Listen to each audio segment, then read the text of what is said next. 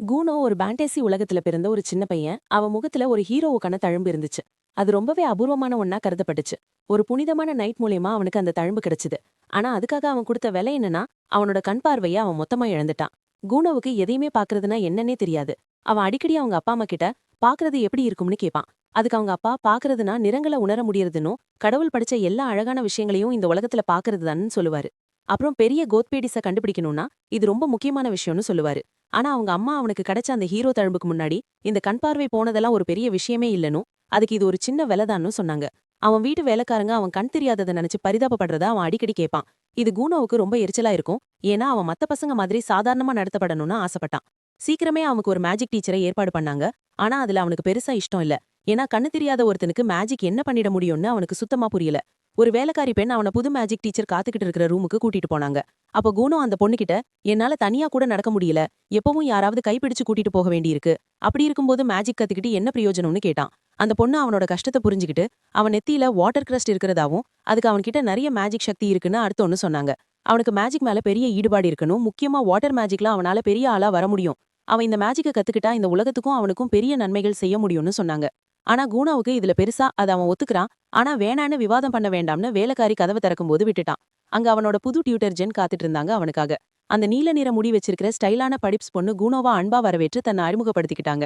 அவங்களோட முதல் பாடத்தை ஆரம்பிக்கிறதுக்கு முன்னாடி அந்த பாடம் கூனோவுக்கு ரொம்ப சுலபமா இருந்துச்சு.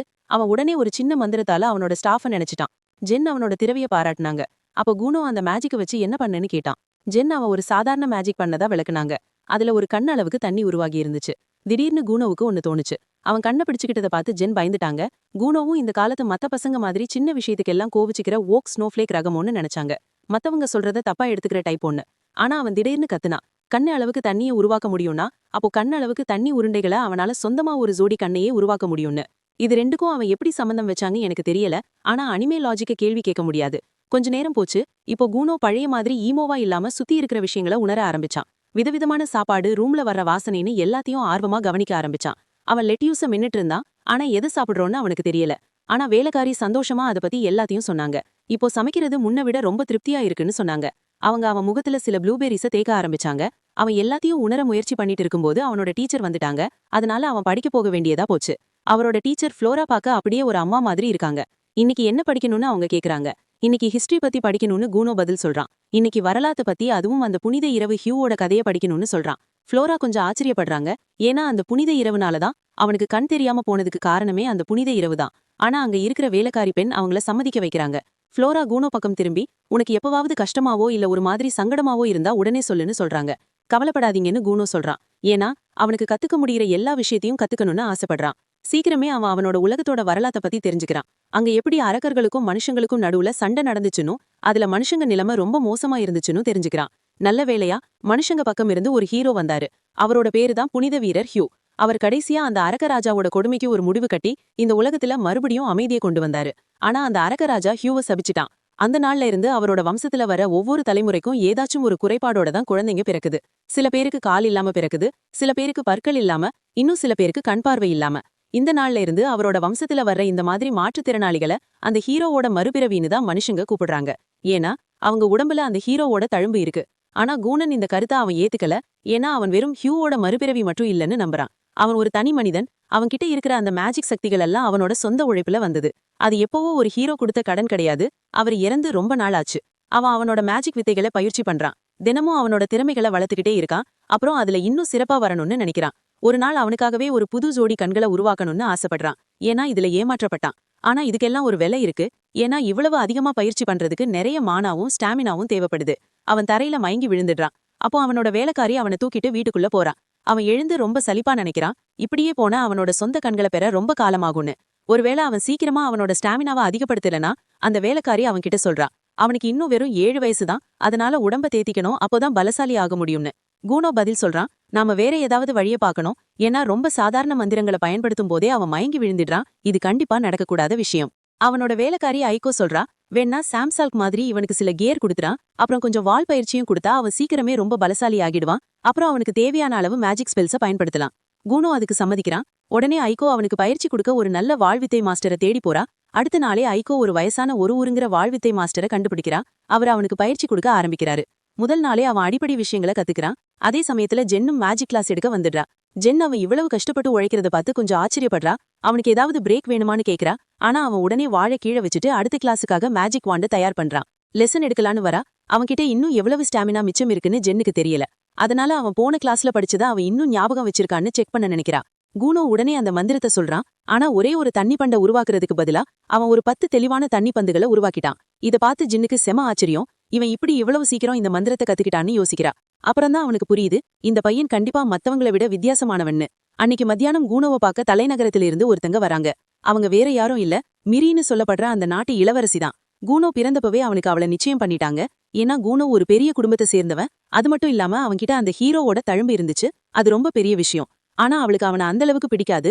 ஏன்னா கடைசியா அவனை பார்க்க வந்தப்போ அவன் எப்பவும் ஒரு மாதிரி உம்முன்னு இருந்துட்டு அவ கூட விளையாடவே இல்ல. அன்னையிலிருந்து இவன் கூடவா நம்ம வாழ்க்கை முழுக்க வாழ போறோம்னு நினைச்சு அவ ரொம்ப பயந்தா. ஆனா இப்போ அவனை பார்க்கும்போது அவளுக்கு பெரிய ஆச்சரியம் காத்துட்டு இருந்துச்சு. அவன் இப்போ அப்படியே ஒரு புது மனுஷனா தெரிஞ்சான். அவளை பார்த்து அழகா சிரிச்சுக்கிட்டே தன்னோட வீட்டுக்கு அவளை வரவேற்றான். உடனே அவ ஏதாவது நடந்துச்சா, ஏன் இன்னைக்கு நீ இவ்வளவு வித்தியாசமா இருக்கேன்னு கேட்டா. அதுக்கு அவன் தனக்கு மேஜிக் மேல காதல் வந்துடுச்சுனோ, வாழ்க்கையில ஒரு புது லட்சியம் கிடைச்சிருக்குன்னு சொன்னான். அதுக்கப்புறம் இதுக்கு முன்னாடி அவளை சரியா கவனிக்காததுக்கு அவன் மன்னிப்பு கேட்டான். இப்போ அவகிட்ட சொல்றதுக்கு நிறைய விஷயங்கள் இருக்குன்னு சொல்லி அவன் முன்னாடியே ஒரு தண்ணி பண்டை உருவாக்கி காட்டலாம். இத பார்த்து அவ ரொம்ப குஷியாகி அசந்து போயிட்டா. ஆனா கூனோ இதோட நிறுத்தாம அந்த தண்ணி பண்டை வச்சு ஒரு வானவில்லையே உருவாக்குனா. அது செம ஹிட் ஆகிடுச்சு. அப்புறம் அவன் கைய பிடிச்சிக்கிட்டு தோட்டத்தை சுத்தி காட்டிக்கிட்டே அவ கூட பேச ஆரம்பிச்சான். அவங்க வாழ்க்கைய பத்தின கதைகள். அப்புறம் சீக்கிரமே சூரியன் மறைய ஆரம்பிக்குது. அவ கிளம்புதான் ஆகும்னு கட்டாயத்துல அவளோட வண்டியில ஏறி திரும்பவும் தலைநகரத்துக்கே போக வேண்டியிருக்கு. அடுத்த நாளே அவன் ஃப்ளோரா கிட்ட தனக்கு கத்துக்கணும்னு சொல்றான். ஒரு ஜென்டில்மேனோட எல்லா பழக்க வழக்கங்களையும், அப்பதான் அவன் எனக்கு ஒரு நல்ல பார்ட்னரா இருக்க முடியும்னு. அப்புறம் ஃப்ளோரா அவனோட இந்த அக்கறைய பார்த்து இம்ப்ரெஸ் ஆகி ஒரு நல்ல பிரபுவுக்கு இருக்க வேண்டிய எல்லா மரியாதைகளையும் கத்துக் கொடுக்க ஆரம்பிக்கிறாங்க. அது ரொம்ப இயல்பா வரணும். அதுக்கப்புறம் அவனோட பாடம் முடிஞ்சதும் ஜென்னும் அவனோட கிளாஸுக்கு வரா. கூனோவோட மாற்றத்தை பார்த்து ஷாக் ஆகுறா. கூனோவோட நடத்தையில இருக்கிற மாற்றத்தை பார்த்து அவன் அவளுக்கு ஒரு ரொம்ப முறையான வரவேற்பு கொடுத்து இதுவரைக்கும் செஞ்சதுக்கெல்லாம் நன்றி சொல்றான். ஜென் அவனை பேசிக் மந்திரங்கள்ல இருந்து அடுத்த லெவலுக்கு கொண்டு போக முடிவு பண்றா. அப்புறம் இனிமேல் நாம இன்னும் கொஞ்சம் கஷ்டமான மந்திரங்களை கத்துக்கலான்னு விளக்குறா. அதுக்கு அவன் அந்த மந்திரத்தோட ஒவ்வொரு விஷயத்தையும் யோசிச்சு செய்யணும்னு சொல்றா. அவனோட மந்திரத்துல உதாரணத்துக்கு நீ அதோட அடர்த்தியையோ நிறத்தையோ வெப்பத்தையோ இன்னும் பல விஷயங்களையும் மாத்தி அதை பல கோடி வழிகள்ல பயன்படுத்தலாம். அப்புறம் அவனுக்கு முன்னாடி 2 தண்ணி பந்துகளை உருவாக்கி அதை 2யும் தொட்டு பார்க்க சொல்றா. அந்த வடிவங்கள் அவனுக்கு ஏற்கனவே பழக்கமானதுதான். அதனால அவன் உடனே அதை பிடிச்சு பாக்குறான். ஒன்னு சூடாவும் இன்னொன்னு ஜில்லுன்னு இருக்கிறதையும் உணர்றான். ஜென் அதுக்கு இந்த மாதிரி மாற்றங்கள் தான் ஒரு மந்திரவாதிய மத்தவங்க கிட்ட இருந்து வேறுபடுத்தி காட்டும்னு சொல்றாங்க. கூனோவுக்கு அந்த விஷயம் புரிஞ்ச மாதிரி தெரியுது. அவன் ஒரு தண்ணி பண்டை உருவாக்கி அவனுக்கு முன்னாடி இருக்கிற கப்புல அதை பிளாப்னு விழ வைக்கிறான். அப்புறம் ஐகோவை ஒரு வாய் குடிச்சு பார்க்க சொல்றான். அது அவளுக்கு கொஞ்சம் குழப்பமா இருந்தாலும் அவ எதுவும் கேள்வி கேட்காம சொன்னபடியே செய்றா. அந்த தண்ணியை குடிச்ச அடுத்த நிமிஷமே அவளோட முகம் மாறுது. அவ அவங்க கிட்ட சொல்லும்போது அந்த தண்ணி ஆப்பிள் ஜூஸ் மாதிரி இருக்குன்னு சொல்றா. இதை கேட்டு ஜென் அப்படியே ஆடி போயிட்டா. ஏன்னா அவளுக்கு ஒரு முழு ராத்திரி முழுக்க தூக்கம் இல்லாம யோசிச்சு ஒரு புது விஷயத்த அவனுக்கு கத்துக் கொடுக்க கண்டுபிடிச்சா. அதனால அவன் அட்லீஸ்ட் அதை உடனே கத்துக்காம இருக்கலாம். அன்னைக்கு ராத்திரி கூனோ பெட்ல தூங்காம முழிச்சுக்கிட்டு ஒரு பச்சை அற்றும் ஒரு சிவப்பு ஆப்பிள கையில வச்சுக்கிட்டு ஒவ்வொரு பொருளோட வாசனையையும் ருசியையும் எப்படி புரிஞ்சிக்க முடியுதுன்னு யோசிச்சான். ஆனா இன்னும் அவனுக்கு நிறம்னா என்னன்னே தெரியல. ஆனா ஒரு வழியா அவனால இதை புரிஞ்சிக்க முடிஞ்சது. அவனோட மேஜிக்ல பெரிய மாற்றங்கள் எதுவும் பண்ண முடியாதுன்னு, அதுவும் ஒரு மேஜிக் கண்ணு உருவாக்குறதெல்லாம் ரொம்ப தூரம். அடுத்த நாள் அவன் காலையில சாப்பிட உட்கார்ந்தப்போ அவனுக்குள்ள ஏதோ ஒண்ணு மாறுச்சு. அவன் ஐகோ கிட்ட பால் இல்லாத மில்க் டீ வேணும்னு கேட்டான். அது கேக்குறதுக்கே முட்டாள்தனமா இருந்துச்சு. ஆனா ஐகோ ஒரு மாற்றுத்திறனாளியை கிண்டல் பண்ண விரும்பல. அதனால அவகிட்ட கொஞ்சம் தண்ணி கொண்டு வர சொன்னா. அவன் காத்துல ஒரு தண்ணி பண்டை உருவாக்கி அவகிட்ட அனுப்புனா. அப்போ திடீர்னு அவனுக்கு ஒண்ணு புரிஞ்சது. அவனால வாழ்க்கை முழுக்க பல விஷயங்களை உணர முடிஞ்சிருக்கு. ஒருவேளை மத்தவங்க நிறங்கள்னு சொல்றது இதுதானோ? அவன் ஒரு பச்சை ஆப்பிளை எடுத்து இது சிவப்பு ஆப்பிளான்னு கேட்டான். ஆனா ஐகோ அவனுக்கு பைத்தியம் பிடிச்சிருச்சுன்னு நினைச்சு இது பச்சை சிவப்பு இல்லன்னு சொன்னான். அப்புறம் அவன் வேற ஒரு ஆப்பிளை எடுத்து அது சிவப்பான்னு கேட்டான். அது நிஜமாவே சிவப்பு நிறம்தான்னு ஐகோ சொன்னான். அப்போதான் கூனோ அவனுக்கு முன்னாடி இருந்த கூடையில 3 சிவப்பு ஆப்பிளும் 2 பச்சை ஆப்பிளும் இருக்குன்னு சொல்லி ஆச்சரியப்படுத்தினான். இதை கேட்டு ஐகோ அதிர்ச்சியானா. ஆனா கூனோ தொட்டு பாக்குறது மூலமா அவனால வித்தியாசமான உணர்வுகளை உணர முடியுதுன்னு சொன்னான். அவன் எல்லா கலரும் அவரோட விரலுக்கு எப்படி தோணுதுன்னு அவரால கண்டுபிடிக்க முடியும்னு நினைக்கிறாரு. இது ஒரு பெரிய முன்னேற்றம். உடனே ஐகோ இந்த விஷயத்த அவரோட அப்பா கிட்ட சொல்ல ஓடுறா. அவர் உடனே கூனோவால புக்க படிக்க முடியுமான்னு கேக்குறாரு. அதுக்கு ஐகோ பேப்பர்ல இருக்கிற அந்த இங்கு கலரை தொட்டு பார்த்து அவரால படிக்க முடியுதுன்னு பதில் சொல்றா. அடுத்த நாள் காலையில அவர் மறுபடியும் மேஜிக் பிராக்டிஸ் பண்ண ஆரம்பிக்கிறாரு. ஒரு பெரிய சிவப்பு கலர் வாட்டர் பால வரவழைக்கிறாரு. அதை இன்னும் பெருசா உருவாக்குனா அந்த கலரை இன்னும் நல்லா உணர முடியும்னு சொல்றாரு. அப்போதான் அவரோட அம்மா கூப்பிடுறாங்க. அதனால அவரோட கவனம் சிதறிடுது. அந்த வாட்டர் பால் அவங்க மேல விழுந்து அந்த சிவப்பு தண்ணி அவங்க மேல முழுசா ஊத்திடுது. அவரோட அம்மா மயங்கி விழுந்துடுறாங்க. ஏதோ ஆயிடுச்சுனோ அவரோட அன்பு மகன் மேல ரத்தம் இருக்குன்னும் நினைச்சு பயப்படுறாங்க. இத பார்த்து குனோவுக்கு குழப்பமாயிடுது. ஆனா ஐகோ ரத்தமும் சிவப்பு கலர்ல தான் இருக்கும், அதனாலதான் அம்மா இவ்வளவு பயப்படுறாங்கன்னு அவன்கிட்ட சொல்றா. இதெல்லாம் நடந்துட்டு இருக்கும்போது ஜென் இத பாத்துட்டு இருக்காரு. தூரத்துல இருந்து பார்த்துட்டு குணோ பண்ற இந்த சாகசங்கள் எல்லாம் குணோவால செய்ய முடியறதெல்லாம் அவ இதுவரைக்கும் பார்த்ததை விட ரொம்ப அதிகமா இருக்குன்னு நினைக்கிறேன். அப்புறம் இந்த பையனுக்கு அந்த திறமை இருக்குமான்னு யோசிக்கிறேன். உலகத்திலேயே ரொம்ப பெருமையான அந்த பட்டத்தை வாங்குறதுக்கும் ஒரு செருலியன் விசர்டா ஆகுறதுக்கும் அவனுக்கு தகுதி இருக்கான்னு பாக்குறேன். ஒரு 2 நாள் போகுது. இப்போ குணோ ஹைட்ரோமான்சி பத்தி படிக்க ஆரம்பிச்சிட்டான். அவன் வேற என்னென்ன விஷயங்கள்ல கில்லாடியா இருக்கான்னு தெரிஞ்சுக்க தன்னோட அறிவை வளர்த்துக்க பாக்குறான். ஆனா ஐகோக்கு இந்த ஹைட்ரோமான்சினா என்னன்னே புரியல. அதனால அவன் அவளுக்கு ரொம்ப எளிமையா விளக்க முயற்சி பண்றான். ஒரு கிண்ணத்துல இருக்கிற தண்ணிய வச்சு எதிர்காலத்தை சொல்றது இல்லனா தொலைஞ்சு போன பொருளை கண்டுபிடிக்கிறது தான் ஹைட்ரோமான்சின்னு சொல்றான். உடனே ஐகோ அவளுக்கு ஒரு மாப்பிளைய கண்டுபிடிக்க முடியுமான்னு கேக்குறான். ஆனா குணோ அவகிட்ட கவலைப்படாதன்னு சொல்றான். ஏன்னா அவ இப்போ இளமை துடிப்போட இருக்கிற ஒரு அழகான பொண்ணு. நிறைய பசங்க அவளை கல்யாணம் பண்ணிக்க ஆசைப்படுவாங்கன்னு சொல்றான். சொல்ல போனா அவனுக்கு அந்த இளவரசியோட நிச்சயம் ஆகாம இருந்திருந்தா அவனே அவளை கல்யாணம் பண்ணிருப்பேன்னு சொல்றான். இதை கேட்டு 2 பேரும் சிரிக்கிறாங்க. அப்போ ஐகோ தான் அவனை விட 10 வயசு பெரியவள்னு ஞாபகப்படுத்துறா. ஆனா குணோ என்ன பொறுத்த வரைக்கும் வயசு வெறும் நம்பர் தான் பதில் சொல்றான். அப்போதான் ஃப்ளோரா பாடம் எடுக்க வரா. அவனுக்கு ஒரு டெஸ்ட் வைக்கிறா. அதுல அவன் சூப்பரா பாஸ் பண்ணிடுறான். அவனோட பதில்கள் எல்லாம் ரொம்ப ஆழமாவும் நாகரிகமாவும் இன்ஸ்டாகிராம்ல யாரும் தப்பா சொல்ல முடியாத அளவுக்கு இருந்துச்சு. அவ தனக்கு கத்துக் கொடுக்க வேண்டிய எல்லாத்தையும் கிட்டத்தட்ட கத்துக் கொடுத்துட்டான்னு நினைக்கிறான். ஆனா ஒரு விஷயத்த நினைச்சு அவனுக்கு கவலையா இருக்கு. ஒருவேளை அவ பொண்ணுங்க கிட்ட கடலை போடுற வித்தைய அவனுக்கு ரொம்ப நல்லாவே கத்துக் கொடுத்துட்டாளோன்னு. ஏன்னா அவன் பாக்குற எல்லா பொண்ணுங்க கிட்டயும் கடலை போட பாக்குறான். அப்போதான் குணோ அவளுக்கு கொஞ்சம் டீ கொடுத்துட்டு அவளை வம்பிழுக்க ஆரம்பிக்கிறான். அவளுக்கு ஒரு பயம் வருது. இவன் எங்க மீட்டு மூமெண்ட்ல மாட்டிருவானோன்னு. ஆனா அவ என்ன நினைக்கிறான்னா இது எவ்வளவோ பரவாயில்ல. ஏன்னா அவன் எப்பவும் சோகமாவும் கவலையாவும் இருப்பான். இப்போ அட்லீஸ்ட் அவன் வாழ்க்கையை என்ஜாய் பண்ற மாதிரி தெரியுது. அப்புறம் அன்னைக்கு நைட்டு ஐகோ குணோ கிட்ட நம்ம கிளம்பணும்னு சொல்றா. ஏன்னா அவனோட அப்பா அவனை பார்க்கணும்னு சொல்லி அவரோட பங்களாவுக்கு வர சொல்லியிருக்காரு. அவன் உடனே ரெடியாகி சீக்கிரமே 2 பேரும் அந்த பனிக்கால நைட்டுல வெளியில போறாங்க. ஐகோ கையில ஒரு டார்ச் இருக்கு. அவளுக்கு ரொம்ப குளிருதுன்னு புலம்பிக்கிட்டே வரா. குணோ இதுக்கு ஏதாவது பண்ணணும்னு முடிவு பண்ணி அவனோட மேஜிக்கை வச்சு 2 பெரிய தண்ணி உருண்டைகளை உருவாக்குறான். ஆனா ஐகோக்கு ஆச்சரியமா இருக்கு. அந்த தண்ணி ரொம்ப வெதுவெதுப்பாவும் சாஃப்டாவும் இருக்கு. அத தன் முகத்துல வச்சுக்கிட்டு இந்த மாதிரி ஒரு பெட்ல தூங்குனா சூப்பரா இருக்கும்னு சொல்றா. குணோ அவகிட்ட கவலைப்படாதன்னு சொல்றான். ஏன்னா இது வெறும் ஆரம்பம் தான். அவன் இன்னும் நிறைய பொருட்களை தயாரிக்க ரெடி ஆகிட்டு இருக்கான். அப்புறம் அவன் ஐகோ கிட்ட உண்மையாவே கடந்த சில நாட்களா அவன் ஏதாவது தப்பு பண்ணிட்டானான்னு கேக்குறான். அப்பா கோவத்துல தான் தன்னை கூப்பிடுறாரான்னு அவனுக்கு சந்தேகமா இருக்கு. போன தடவை அவன் அந்த சிவப்பு தண்ணி உருண்டையை உருவாக்குனப்போ அவங்க அம்மா மயக்கம் போட்டு விழுந்ததும் அவங்க அப்பா அவன் மேல கோவப்பட்டதும் அவனுக்கு ஞாபகம் வருது. ஐகோ அவன் கிட்ட கவலைப்படாதான்னு சொல்றான். ஏன்னா அவன் எல்லாத்தையும் கரெக்டா தான் பண்ணிட்டு இருக்கான். அதனால அவங்க அப்பா அவன் மேல கோவப்பட எந்த காரணமும் இருக்காது. சீக்கிரமே அவங்க பங்களாவுக்கு போயிட்டு குளிருக்கு இதமா உள்ள போறாங்க. அப்போ வீட்டு பட்லரும் அவனோட அண்ணனும் அவனை வரவேற்கிறாங்க. குணோவுக்கு அவனோட அண்ணனை பார்த்ததுல ரொம்ப சந்தோஷம். ஏன்னா அவனை அடிக்கடி பார்க்க முடியாது. ஆனா அவனோட அண்ணன் அவன்கிட்ட அவங்களுக்கு அதிக நேரம் இல்லைன்னு, ஏன்னா அவங்க அப்பா அம்மா சோலார்ல காத்துட்டு இருக்காங்கன்னு சொல்றான். அண்ணன் அவங்கள ரூமுக்கு கூட்டிட்டு போறான். போற வழியில அவன் குணோ கிட்ட வழிகாட்டுறதுக்காக அவன் கைய பிடிச்சுக்கிறியான்னு கேக்குறான். ஆனா குணோ கவலைப்பட வேணான்னு சொல்றான். ஏன்னா இப்போ அவனால சுத்தி இருக்கிறத ரொம்ப நல்லாவே உணர முடியுதுன்னு. அதனால அங்க இங்க போறதுல அவனுக்கு எந்த கஷ்டமும் இருக்காது. அவனோட அண்ணன் பழைய காலத்தை பத்தி யோசிக்கிறான். அப்போ குணோ எப்பவும் ஒரு மாதிரி சோகமாவே இருப்பான். வீட்டுக்குள்ள கூட எங்க கூட்டிட்டு போகணும்னாலும் அவன் கையை பிடிச்சுதான் கூட்டிட்டு போகணும். இவ்ளோ கொஞ்ச நேரத்துல குணோ கிட்ட வந்திருக்கிற இந்த மாற்றத்தை பார்த்து அவன் ரொம்ப ஆச்சரியப்படுறான். அவனுக்கு வாழ்த்தும் சொல்றான். சீக்கிரமே அவங்க சோலார் கதவை தட்டிட்டு உள்ள போறாங்க. அவங்க அப்பா குணோ கிட்ட மிஸ் ஃப்ளோரா ஒரு பிரபு வீட்டு குழந்தைக்கு சொல்லிக் கொடுக்க வேண்டிய எல்லாத்தையும் சொல்லிக் கொடுத்ததா தான் சொல்றாங்க. மேற்கொண்டு படிக்கிறதுக்கு ஒரு முறையான ஸ்கூலுக்கு போறதுதான் சரியா இருக்கும்னு சொல்றாரு. அதுக்கு குணோ தனக்கு ஸ்கூலுக்கு போக விருப்பம் இல்லைன்னு, ஏன்னா தன்னோட குறையால அங்க இருக்கிற மத்த பசங்களுக்கோ இல்ல டீச்சர்ஸ்க்கோ எந்த பிரச்சனையும் வரக்கூடாதுன்னு நினைக்கிறேன். அது மட்டும் இல்லாம அவனுக்கு சில பிளான்ஸ் இருக்கணும். அவன் என்ன பண்ணணும்னு முடிவு பண்ணிட்டான்னு சொல்றான். அதுல கண்டிப்பா ஸ்கூலுக்கு இடமே இல்ல. அவங்க அப்பா சிரிக்கிறாரு. இத நான் சொல்லியிருந்தா எங்க அப்பா என் முதுக உரிச்சிருப்பாருன்னு சொல்றாரு. அவங்க அப்பா முறையான படிப்புங்கிறது சாதாரணமானவங்களுக்கு தானே நினைக்கிறாரு. ஆனா பிரபுக்கள் வீட்ல பிறந்தவங்க கண்டிப்பா படிச்சே ஆகணும்னு சட்டம் இருக்கிறதுனால அவன் ராஜா கிட்ட ஒரு உதவி கேட்டு ஒரு விதிவிலக்கு குணோக்கு வாங்கியிருக்காரு. குணோ இதுல ஏதோ நெப்போட்டிசம் மணக்குதுன்னு சொல்றான். அதுக்கு அவங்க அப்பா வாய மூடிக்கிட்டு கிடைக்கிறத எடுத்துக்கோன்னு சொல்றாரு. ரொம்ப சீன் போடாம அவனுக்கு கொடுத்தாங்க. அதோட குணோ இப்போ மெயின் விஷயத்துக்கு வந்து அவனோட பாக்கெட் மணியை பத்தி கேட்க ஆரம்பிக்கிறான். தான் ரொம்ப கஷ்டப்பட்டு வேலை செய்யறதால அவனுக்கு காசு அதிகமா கிடைக்கணும்னு சொல்றான். ஆனா ஒரு சுயநலவாதி மாதிரி அவங்க அப்பா முடியாதுன்னு சொல்லிட்டாரு. அடுத்த தடவை அந்த கார்டன்ல நடந்த ரத்த சம்பவம் மாதிரி ஏதாவது பண்ணா அடுத்த 6 மாசத்துக்கு அவனோட பாக்கெட் மணியை கட் பண்ணிடுவேன்னு சொல்றாரு. அவங்க அம்மா நடுவுல வந்து பேச்ச மாத்தி விஷயத்த மறுபடியும் நேர் வழிக்கு கொண்டு வராங்க. அவங்க அப்பாவுக்கு இப்பதான் எதுக்காக குணோவை இங்க கூப்பிட்டோம்னு ஞாபகம் வருது. அவன் ஸ்கூல்ல இருந்து நிக்கிற முடிவை ஏத்துக்கிட்டாலும் அவன் இளவரசி மேரியோட எதிர்காலத்தை பத்தியும் யோசிக்கணும்னு சொல்றாரு. ஏன்னா ஒரு பெரிய இடத்துல படிப்பு ரொம்ப முக்கியமான விஷயம். அவளுக்கு வரப்போற புருஷன் சரியா படிக்கலன்னு மத்தவங்க அவளை கேலி பண்ண வாய்ப்பு இருக்கு. ஆச்சரியமா குணோ இதெல்லாம் புரிஞ்சுக்கிட்டு ஸ்கூலுக்கு போக ஒத்துக்கிறான். இது கொஞ்சம் கஷ்டமான வேலைதான். ஆனா தன்னால இளவரசி மேரிக்கு எந்த கெட்ட பேரும் வரக்கூடாதுன்னு நினைக்கிறான். அவங்க அப்பா கவலைப்படாதுன்னு சொல்றாரு. ஏன்னா அவரோட செல்வாக்க வச்சு அவன் வெறும் 5 தடவை ஸ்கூலுக்கு போய் அந்த கடைசி அட்வான்ஸ்டு லெவல் எக்ஸாம் எழுதி பாஸ் பண்ணி டிகிரி வாங்கினா போதும்னு ஏற்பாடு பண்ணிட்டாரு. இது குணோவுக்கு ரொம்ப வசதியா போச்சு. அதனால உடனே ஒத்துக்கிறான். அவனோட அண்ணன் கவலைப்படாத, நீ தனியா இருக்க மாட்டேன்னு சொல்றான். ஏன்னா அவனும் இளவரசி மேரியும் கூட அதே எக்ஸாம் தான் எழுத போறாங்க. அதனால எல்லாரும் ஒன்னாவே படிச்சு முடிச்சிடலான்னு. இத கேட்டு அவங்க அம்மாவுக்கு ரொம்ப சந்தோஷமாயிடுச்சு. தம் பையன் சீக்கிரமே படிச்சு முடிச்சிடுவான்னு.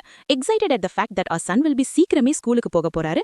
அப்புறம் உடனே ஐகோவை கூப்பிடுறாங்க. ஏன்னா அவங்க அவரோட கோட்டுக்கும் மத்த துணிமணிக்கும் அளவெடுக்கணும். அவர் கிளம்புறதுக்கு முன்னாடி அவரோட அப்பா இஷ்கோவை உள்ள கூப்பிட்டு, குணோ ஸ்கூல்ல இருக்கிறப்போ அவங்கள பிடிக்காத சில பிரபுக்கள் அவரையோ இல்ல இளவரசி மேரியோ நெருங்க பார்க்கலாம். அப்போ எதுவும் தப்பா நடக்காம பாத்துக்க வேண்டியது அவரோட பொறுப்புன்னு சொல்றாரு. இஷ்கோ கவலைப்பட வேணான்னு சொல்றாரு. ஏன்னா அவர் எப்பவும் கூடவே இருந்து தம் பையனை பாதுகாப்பா பாத்துப்பாராம். அடுத்த தடவை இளவரசி மீறி அவரை வந்து பாக்குறாங்க. அவரும் அவங்க கூடவே ஸ்கூலுக்கு வரப்போறாருன்னு தெரிஞ்சதும் அவங்களுக்கு ரொம்ப சந்தோஷம். கவலைப்படாதீங்க, நானே உங்களை எல்லா இடத்துக்கும் கூட்டிட்டு போய் எல்லாத்தையும் சுத்தி காட்டுறேன்னு சொல்றாங்க. ஆனா குணோ உங்களை காதலிக்கிற மத்த பிரபுக்களுக்கு இது பிடிக்காம போகலாம், அவங்க பொறாமப்படுவாங்கன்னு யோசிக்கிறாரு. ஆனா மீறி அதெல்லாம் ஒண்ணும் நடக்காதுன்னு சொல்றாங்க. அப்போ நீங்க ஸ்கூல்ல அவ்ளோ பாப்புலர் இல்லையா, இல்ல தனியா இருப்பீங்களான்னு குணோ கேக்குறாரு. ஆனா அவங்க கண்டிப்பா ரொம்ப பாப்புலர் தானோ. அப்புறம் தன்னை துரத்தி துரத்தி காதலிக்க 5 பசங்களாவது ரெடியா இருக்காங்கன்னு சொல்றாங்க. குணோ இதெல்லாம் பெரிய பிரச்சனையா முடியும்னு நினைக்கிறாரு. அதனால வேற ஒரு மேஜிக் ஸ்டாஃப் தற்காப்புக்காக வாங்க முடிவு பண்றாரு. கடைசியா கிளம்புற நாளும் வந்துடுச்சு. இக்ஸியோ கூட சேர்ந்து குணோவும் ரெடி ஆகுறாரு. ஆனா எல்லாரும் குணோவவே பாக்குறாங்க. ஏன்னா அவர் புது கோட் அப்புறம் ஒரு புது கைத்தடியோட செம்ம கெத்தா இருக்காரு. அவர் சில போஸ் கொடுத்துட்டு வண்டியில ஏறிட்டு அப்புறம் தன்னோட வாட்டர் மேஜிக் மூலமா சக்கரத்தை சுத்தி ஒரு மெல்லிய தண்ணி படலத்தை உருவாக்குறாரு. இக்ஸியோ குணோவோட ஐடியாக்களை பார்த்து ரொம்ப இம்ப்ரெஸ் ஆயிட்டாங்க. ஆனா குணோவுக்கு அவனோட மேஜிக் திறமை நிஜ வாழ்க்கையில ஏதோ ஒரு விதத்துல யூஸ் ஆகுதுன்னு இந்த ஜெண்டர் ஸ்டடீஸ் இல்லனா ஆந்த்ரோபாலஜி டிகிரி மாதிரி இல்லாம அவனோட அண்ணன் குணோ முன்னாடி எப்படி ஒரு சோகமான ஈமோ கிட்டா இருந்தான்னு பழைய நினைவுகளை யோசிச்சு பார்க்கறான். அப்போ ஒரு முறை குணோ கீழே விழுந்தப்போ இக்ஷியோ கவனிக்காம விட்டதால ஒரு சின்ன குழந்தை மாதிரி ஆழ ஆரம்பிச்சான். இப்போதான் அந்த மாதிரி ஆள் இல்லையேன்னு குணோ அவன்கிட்ட கவலைப்பட வேணான்னு சொல்றான். இப்போ அவன் ரொம்ப ஸ்ட்ராங் ஆயிட்டான். மொத்த மனித இனத்தை விட அதிக காலம் அவனால வாழ முடியும். இக்ஷியோக்கு இதை கேட்டு கொஞ்சம் பயம் வருது. ஏன்னா இந்த வாண்டு தம்பி ஒரு ஹீரோவோட மறுபிறவி மாதிரி பேசாம ஒரு அரக்க ராஜா மாதிரி பேச ஆரம்பிக்கிறான். ஆனா அவன் அந்த எண்ணங்களை ஓரமா தள்ளி வச்சுட்டு ஒரு வழியா வந்து சேர்றாங்க. அகாடமிக்கு வந்ததும் குணோ மீறி என்ன எங்க வெயிட் பண்ணிட்டு இருக்கிறத பார்த்துட்டு வெளியவே அவகிட்ட உடனே கடலை போட ஆரம்பிச்சிடுறான். இதை பார்த்து அவனோட அண்ணன் ஒரு மாதிரி சங்கடமா அங்க நிக்கிறான். குணோவுக்கு சீக்கிரமே அங்க இருக்கிற விஷயங்கள் எல்லாம் ஒரு மாதிரி தலை சுத்த வைக்குது. ஏன்னா அந்த புது சிச்சுவேஷன்ல அவனால ஆயிரக்கணக்கான குரல்களை கேட்க முடியுது. நூற்றுக்கணக்கான ஸ்டூடெண்ட்ஸ் அங்க இருக்கிறத அவனால உணர முடியுது. அவன் பழைய குணோவா இருந்தா இதை பார்த்து பயந்து ஒதுங்கி இருப்பான். ஆனா அவனோட மேஜிக் அவனுக்கு தேவையான தன்னம்பிக்கையை கொடுத்திருக்கு. அவன் மேரியோட கையை பிடிச்சுக்கிட்டு அகாடமிக்குள்ள நுழையிறான். அகாடமிக்குள்ள போனதும் அவன் எல்லா பொண்ணுங்களுக்கும் ரொம்ப பிடிச்ச ஃபேவரட் ஆயிட்டான். ஏன்னா அவங்க இந்த புது பையன் ஸ்டூடெண்ட் மாதிரி இல்லாம கதைகள்ல வர்ற இளவரசன் மாதிரி இருக்கான்னு சொல்றாங்க. அவனுக்கு ஸ்கூல்ல சுத்தி காட்ட வேண்டிய அந்த ப்ரொஃபசர் கூட குணோ பத்தி கேள்விப்பட்டப்போ ரொம்ப டென்ஷனா இருந்தாங்க. ஏன்னா அவன் ரொம்ப கூச்சப்படுற பையனு. ஆனா நேர்ல நிலைமையே வேற மாதிரி இருக்கு. அவங்க அவனை கூப்பிட்டு தன்னை ப்ரொஃபசர் காஸ்ட்னு அறிமுகப்படுத்திக்கிட்டு தான் அவனுக்கு இன்னைக்கு கைடா இருக்க போறாங்கன்னு சொல்றாங்க. அவன் தேங்க்ஸ் சொல்லிட்டு அவங்க பண்ண உதவிக்கு நன்றி சொல்றான். அவனோட தம்பிக்கும் மேரிக்கும் டாடா சொல்றான். அவங்க எல்லாரும் ஒன்னா சேர்ந்து லஞ்ச் சாப்பிடலான்னு. ப்ரொஃபசர் அவனுக்கு சுத்தி காட்டிட்டு இருக்கிறப்போ அவனுக்கு ஒண்ணுமே தெரியல. அவன் ஏற்கனவே ஒரு பெரிய கூட்டத்தையே எதிரியாக்கிட்டான். அந்த ஸ்கூல்ல கெத்து காட்டிட்டு இருந்த அந்த ரவுடி பசங்க தான் அங்க ரொம்ப பாப்புலர். இவன் வரதுக்கு முன்னாடி வரைக்கும் காஸ் குணோவை ஒரு தனி கிளாஸ் ரூமுக்கு கூட்டிட்டு போய் அவன் கிராஜுவேஷனுக்காக 5 எக்ஸாம் எழுதணும்னு சொல்றாங்க. சாதாரணமா ஒவ்வொரு எக்ஸாமுக்கும் நடுவுல கேப் இருக்கும். ஆனா ஸ்கூலுக்கு அவனோட அப்பா கிட்ட இருந்தும் ராஜா கிட்ட இருந்தும் நேரடியா ஆர்டர் வந்ததால எல்லா எக்ஸாமையும் ஒன்னா வைக்கிறாங்க. குணோ ரொம்ப சீரியஸா பதில் சொல்றான். ராஜாவும் அவங்க அப்பாவும் பெஸ்டீஸ்னு, அவங்க பண்றது அப்பட்டமான வாரிசு அரசியல்னு, இதெல்லாம் அவனுக்கு சுத்தமா பிடிக்கலன்னு சொல்றான். காஸ் தனக்கு எந்த விதமான அரசியல் பிரச்சனையும் வேணான்னு அவனோட இந்த ஆக்டிவிசம் விஷயத்துல தன்னை இழுக்காதுன்னு கெஞ்சுறாங்க.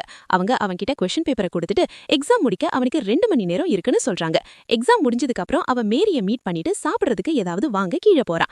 அவன் டைனிங் ஏரியாக்கு போறதுக்கு முன்னாடி இளவரசன் லயல் அவங்க முன்னாடி வரான். அவன் மேரியோட அண்ணன். தன்னை விட பாப்புலரா ஒருத்தன் ஸ்கூல்ல இருக்கான்னு அவனுக்கு செம்ம கடுப்பு. அவனோட அண்ணனை பார்த்ததும் மேரி பயப்படுறத குணோ கவனிக்கிறான். ஆனா அவன் யார்கிட்ட பேசிட்டு இருக்கான்னு அவனுக்கு தெரியல. அவன் இளவரசனா இருந்தாலும் இல்லாட்டியும் குணோவுக்கு கோபம் வருது. தன்னோட வரப்போற மனைவி கிட்ட யாராவது தப்பா பேசினா விடமாட்டான். ஆனா அவன் ஏதாவது பண்றதுக்கு முன்னாடி இக்ஸியோ குறுக்க வந்து அந்த நிலைமையை சரி பண்ண ட்ரை பண்றான். ஆனா பாவம் லயலும் அவனோட ஆளுங்களும் ஒழுங்கா பேசுற மூட்ல இருக்கிற மாதிரி தெரியல.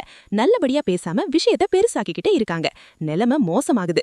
அப்போதான் குணோ ஒரு முடிவு பண்றான். விஷயத்த அவன் கையில எடுத்துக்கிறான். அவன் ரகசியமா அவனோட மேஜிக்கை யூஸ் பண்ணி எல்லா பக்கத்துல இருக்கிற மேஜிக் துளிகளையும் ஒன்னா சேர்த்து அதை லயலோட பேண்ட் மேல விழ வைக்கிறான். அப்புறம் இளவரசர் பேண்ட்லயே ஒண்ணுக்கு போயிட்டாருன்னு சொல்றான். இளவரசருக்கு செம்ம கோவம். ஆனா ரொம்ப அசிங்கமா போனதால எதையும் சொல்லாம அங்கிருந்து ட்ரெஸ் மாத்த கிளம்பி போறான். இக்ஷியோ அவனோட மண்டைய பிச்சுக்கிட்டு யோசிக்கிறான். இப்போ அவங்க இந்த நாட்டு 6வது இளவரசரோட பகைய சம்பாதிச்சதால என்ன ஆகுமோன்னு. ஆனா கூனும் இதையெல்லாம் கண்டுக்கிற மாதிரி தெரியல. அவன் பாட்டுக்கு பர்கரை சாப்பிட்டுட்டு இருக்கான். அதே சமயம் இக்ஸியோ வேற எந்த பிரச்சனையும் இல்லாம எக்ஸாம்ல பாஸ் ஆகணும்னு வேண்டிக்கிறான். இதற்கிடையில் லயல் கூனோ மேல செம கடுப்புல இருக்கான், பழிவாங்க பிளான் பண்றான். அவன் ஸ்கூல் காரிடார்ல மிரட்டுற மாதிரி நடந்து போறான். அப்புறம் ஸ்டூடெண்ட்ஸ் எல்லாரும் அவனை பார்த்து பயப்படுறாங்க. அவன் டீச்சர்ஸ கூட விட்டு வைக்கல. அப்புறம் காஸ கிச்சனுக்கு போக சொல்றான். அவனை கொஞ்சம் அமைதியா இருக்க சொன்னப்போ ஹால்வேஸ்ல திரும்பவும் டைனிங் ஹால்க்கு வந்ததும் குனோ மேரி கிட்டயும் இக்ஸியோ கிட்டயும் கேக்குறான், லயலுக்கு என்னதான் பிரச்சனை, அவன் ஏன் அவனோட விருப்ப மறைக்க கூட முயற்சி பண்ணலன்னு. மேரி பதில் சொல்றா, அவன் இத பண்ணதுக்கு காரணம் அவளோட அந்தஸ்த மட்டம் தட்டதான். ஏன்னா அவனுக்கு என்னைக்கு இருந்தாலும் அவனை மிஞ்சிருவாளோன்னு பயம். குனுவுக்கு இந்த விஷயத்துல ஆர்வம் வருது. மேரி அவன்கிட்ட சொல்றா, லயல் 6வது இளவரசன், அப்புறம் அவ 9வது இளவரசின்னு. சாதாரண முறைப்படி பார்த்தா அவ அவனுக்கு கீழதான். ஆனா ஹீரோவோட தழும்பு இருக்கிற ஒருத்தருக்கு அவன் நிச்சயிக்கப்பட்டதுனால அவளோட அந்தஸ்து வேகமா உயருது. அது லயலுக்கு பயத்தை தருது. மேரி சொல்றா, இப்போ குனோ சமூகத்துல அறிமுகமானதுனால அவங்க 2 பேருக்கும் லயலை விட அதிகமான அந்தஸ்து இருக்கு. அதனால அவன் எப்படியாவது தன்னை நிலைநிறுத்திக்க துடிக்கிறான். குனோவுக்கு இந்த அரசியல் விஷயமெல்லாம் போர் அடிக்குது. மேரி அவன்கிட்ட சொல்றா, அவன் ஒரு மந்திரவாதியாவோ இல்ல புனிதமான தழும்பு இருக்கிறவனாவோ இல்லாம இருந்தா கூட அவனுக்கு நிச்சயிக்கப்பட்டதுல அவளுக்கு ரொம்ப சந்தோஷம். குனோ அவனோட கடலை போட்டுற திறமைய வச்சு அவனுக்கும் இதுல ரொம்ப சந்தோஷம்னு சொல்றான். அப்புறம் அடுத்த தடவை அவன் அவளோட அப்பாவை பார்க்கும்போது அவருக்கு முன்னாடி மண்டியிட்டு நன்றியை தெரிவிப்பான்னு சொல்றான். அவன் வேற எந்த மனுஷன் முன்னாடியும் மண்டியிட போறதில்லனாலும். இதோட அவன் பண்ணதுக்காக இளவரசன் லயல் கிட்ட முதல்ல மன்னிப்பு கேட்கணும்னு சொல்றான். ஆனா இக்ஸியோவும் மேரியும் அவன் அப்படி துணிஞ்சு கூட பார்க்காதன்னு சொல்றாங்க. ஏன்னா அது ஒரு மோசமான ஐடியா. எக்ஸ் பாய் ஃப்ரெண்ட் கூட இன்னும் ஃப்ரெண்டா இருக்கிற பொண்ணை டேட் பண்றதை விட மோசம். அதுக்கப்புறம் சீக்கிரமே குனோவோட ஃபைனல் எக்ஸாம் டைம் வருது. அவனோட டெஸ்ட் எடுக்கிறதுக்கு முன்னாடி ஜென் கூட மேஜிக் பண்றான். எப்பவும் போல அவன் ஒரு தண்ணி உருண்டைய வரவழைக்கிறான். அப்புறம் ஜென் அதோட உணர்வு இன்னைக்கு மாத்த சொல்றா. குனோ உடனே அவனோட சக்தியை வச்சு அந்த உருண்டைய ஐஸ் ஆக்குறான். அப்புறம் ஜென் அதை பிடிக்கும்போது அது ஒரு ஆப்பிள் மாதிரி இருக்குன்னு சொல்றா. அது நிஜமா சாத்தியம் இல்ல. ஆனா இந்த அறிவாளி பொண்ணுங்க எப்பவும் கரெக்டா தான் இருப்பாங்க. அவ குனோ கிட்ட நிறைய விஷயங்களை தொட்டு பார்த்து அது எப்படி இருக்குன்னு புரிஞ்சுக்க சொல்றா. அப்புறம் அதை வச்சு அவனோட மேஜிக்கை இன்னும் அதிகமா மாத்த சொல்றா. இந்த வாய்ப்பை வச்சு அவளையோ இல்ல புல்லையோ தொடுறதுக்கு பதிலா குனோ நேரா போய் ஸ்கூலுக்கு போன உடனே ஒரு குதிரையை தடவ ஆரம்பிக்கிறான். இக்ஸியோ வெளியே வந்து அவனோட தம்பி இவ்ளோ விசித்திரமா நடந்துக்கிறத பார்த்து ஷாக் ஆகுறான். ஆனா அவன் வழியிலேயே அவனை விட்டுடலான்னு முடிவு பண்றான். அப்பதான் மேரி அவங்கள வரவேற்க ஓடி வரா. அப்புறம் குனு ரொம்ப டிராமா பண்றான். இன்னைக்குதான் ஸ்கூல்ல அவளை பாக்குற கடைசி நாள்னு சொல்லி. அவனுக்கு உலகமே அழியிற மாதிரி இருக்கு. அதுக்கப்புறம் அவன் உள்ள போறான். அங்க காஸ் அவன் மத்த ஸ்டூடெண்ட்ஸ் கூட சேர்ந்து ஃபைனல் எக்ஸாம் எழுத போறதா சொல்றான். இதை கேட்டு குனோ ஷாக் ஆகுறான். அதே சமயம் ரொம்ப எக்ஸைட் ஆகுறான். ஏன்னா தடவையா அவன் அவனோட ஸ்கூல் லைஃப் எப்படி இருக்கும்னு நிஜமா உணர போறான். அப்புறம் அவன் காஸ் பக்கம் திரும்பி அவ கூட அந்த ஸ்பெஷல் ரூம்ல தனியா இருக்கிறத மிஸ் பண்ணுவேன்னு சொல்றான். ஆனா அது எவ்ளோ தப்பா கேக்குதுன்னு அவ கவலையே படல. அவ குனோ கிட்ட தான் அவனை கவனிச்சுட்டு மட்டும் தான் இருப்பேன்னு சொல்லிட்டு டெஸ்ட்டுக்கு ஆல் தி பெஸ்ட் சொல்றா. குனோ காஸ் கூட ரொம்ப க்ளோஸ் ஆயிட்டான்னு இக்ஸியோ சொல்றான். அதுக்கு அவன் ஆமா, நாங்க எக்ஸாம் அப்போ நிறைய பேசணும்னு ஒத்துக்கிறான். அவன் எதை பத்தி பேசுறானா, காஸ் டீச்சர் ஆகிறதுக்காக எக்ஸாம் எழுதினா, தான் லவ் பண்ண ஒருத்தனுக்காக இத பண்ணா. ஆனா அந்த லூசர் எக்ஸாம்ல ஃபெயில் ஆயிட்டான். இவ மட்டும் பாஸ் பண்ணிட்டா. இப்போ இவ ஒரு டீச்சர், அவன் வேலை இல்லாத வெட்டி ஆபீசர். அப்புறம் காஸுக்கு அவ லைஃப்ல என்ன பண்றோன்னே தெரியல. இக்கியோ மேரி 2 பேருக்கும் காஸோட மென்டல் ஹெல்த் பத்தி கவலையா இருக்கு. ஏன்னா அவ ஒரு குழந்தைகிட்ட பேசுற விஷயங்கள் அப்படி இருக்கு. ஆனா அப்போன்னு பார்த்து சில ஸ்டூடெண்ட்ஸ் நடுவுல வந்துட்டாங்க. ஏன்னா அவங்களுக்கு குனோவை பத்தியும் தெரிஞ்சுக்க ஆசை. காஸ் அவன்கிட்ட தன்னை அறிமுகப்படுத்திக்க சொல்ல குனோ தன்னை மேரியோட ஃபியான்சேனும் இக்கியோவோட தம்பினும் அறிமுகப்படுத்திக்கிறான். எல்லாரும் காரணமே இல்லாம அவனை பார்த்து இம்ப்ரெஸ் ஆயிட்டாங்க. அப்புறம் குனோ சொல்றான், அவனோட ஃபியான்சேக்கும் அண்ணனுக்கும் ஃப்ரெண்ட்ஸ் இருக்கிறத பார்த்து ரொம்ப சந்தோஷமா இருக்குன்னு. ஏன்னா இது வரைக்கும் யாரும் அவங்க கிட்ட பேச வராததால அவங்க தனியா இருக்காங்களோன்னு நினைச்சு அவன் வருத்தப்பட்டோம். இக்கியோ குனோ கிட்ட தங்களை இப்படி அசிங்கப்படுத்தாதன்னு சொல்றான். மேரி ரொம்ப சங்கடப்பட்டு தான் அவனோட ஃப்ரெண்ட்ஸ் எல்லாரையும் தனியா விட சொன்னதா எக்ஸ்பிளைன் பண்றா. அப்போதான் அவனோட நேரம் ஸ்பெண்ட் பண்ண முடியும்னு. அவளோட ஃபீலிங்ஸை புரிஞ்சுக்காததுக்கு குனோ சாரி கேட்டுட்டு திரும்பவும் அவளுக்கும் எனக்கும் ஃப்ரெண்ட்ஸ் இருக்கிறதுல சந்தோஷம்னு சொல்றான். அவன் அவங்க கிட்ட டைரக்டா பேசி அவங்க தனியா இருக்காங்களான்னு கேட்க விரும்பல. ஏன்னா அது அநாகரிகமா இருக்கும். அவங்க அம்மா அப்படி வழக்கல. அவங்களுக்கு ஃப்ரெண்ட்ஸ் இல்லைன்னா கூட பரவாயில்லன்னு சொல்ல அவன் தயாரா இருந்தான். அதுக்கு சிம்பத்தி கார்டை யூஸ் பண்ணி தன்னோட நிலைமை இன்னும் மோசம்னு சொல்லி தேத்த நினைச்சான். மத்த எல்லாரும் அவன் பேச்ச நம்பிட்டாங்க. ஆனா மேரிக்கு தெரியும் குனோக்கு ஃப்ரெண்ட்ஸ் இல்லாம இருக்கிறது ஒரு மேட்ரே இல்லைன்னு. அவனும் அதை ஒத்துக்கிறான். சீக்கிரமே எக்ஸாம் ஆரம்பிக்கிற டைம் வந்துருச்சு.